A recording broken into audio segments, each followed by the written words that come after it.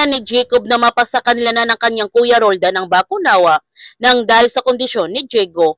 Ngunit nagkakamali pala siya dahil pinagalitan lamang siya ni Diego sa kanyang pagbugbog sa kanyang doktor at ninakaw pa niya ang kanyang medical record sa ospital.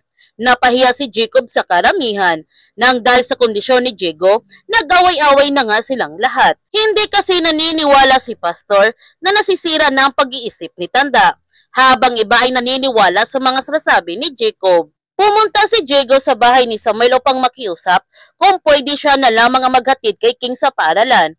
Pumayag naman si Samuel nito, kaya nagalit si Arisa sa kanyang kuya Samuel kung bakit ito pumayag na si Diego maghatid kay King sa paaralan.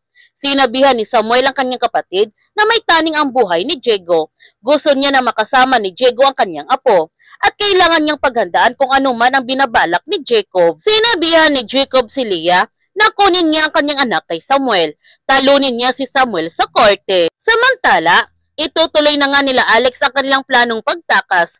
Hindi na nila kayang maghintay sa pagdating ni Don Romantico. Sinubukan pa nga ni Naomi na pigilan ang kanilang binabalak dahil mapapahamak lamang sila. Ngunit buo na ang pasya ni Alex. Tatakas na sila sa madaling panahon. Kaya nananalangin sina Naomi at Dayan na hindi mapapahamak sina Kevin at Alex sa kanilang pagtakas. Sana magtagumpay sila. Habang si Jacob may masamang binabalak sa kanila ni Samuel at Diego. Nilagyan niya ng bombang sinasakyan nila upang mamatay silang dalawa para mapasa kanila na ang bakunawa. Bigla na lamang sumabog ang sasakyan at tumilapon sina Samuel at Diego at duguan pa sila nito. Makakaligtas kaya sina Samuel at Diego?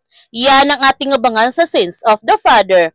Kung bago ka pa channel ko, don't forget to like, subscribe, and click notification bell para palagi kang updated sa mga videos na upload ko. Thank you for watching and God bless to everyone.